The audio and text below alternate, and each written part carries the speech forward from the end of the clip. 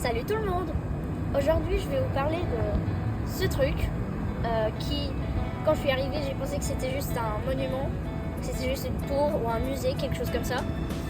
Mais non, il a beaucoup de secrets qu'on va explorer aujourd'hui. Donc, si vous ne l'avez pas déjà deviné, je vais vous parler du pont Levant de Seine-sur-Mer, qui est situé derrière moi, loin en loin.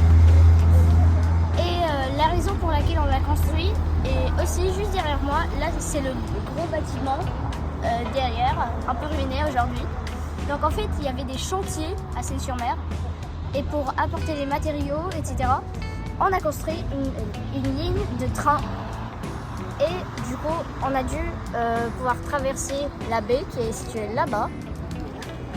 Et pour la traverser, on a décidé de construire un pont. Mais comme les bateaux devaient toujours passer entre la partie où il y avait le pont et la mer, eh bien, le pont, on a décidé de faire un pont levant. Donc, encore un petit truc, on nous a décidé de faire le pont levant, l'ancien pont levant. Du coup, là, il y a un musée. Et on peut aussi aller tout en haut. Donc, cette histoire commence en 1650 quand la Seine... Maintenant, passons à l'histoire. Après, il y a eu à peu près 300 ans où rien d'important pour cette histoire ne s'est passé. Donc, on va passer directement à 1913 quand la construction du pont a commencé. Et s'est terminée en 1917, mais il y a eu quelques soucis techniques très petits. Par exemple, le pont restait bloqué dans la position verticale. Bon, j'ai dit petit, c'était du sarcasme. Et du coup, le pont n'est que ouvert au service en 1920.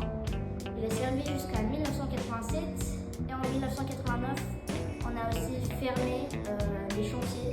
Du coup, on n'avait plus besoin de ce pont. Aujourd'hui, si vous venez dans le musée, on peut le voir. Et aussi en haut, il y a une terrasse où il y a de belles vues.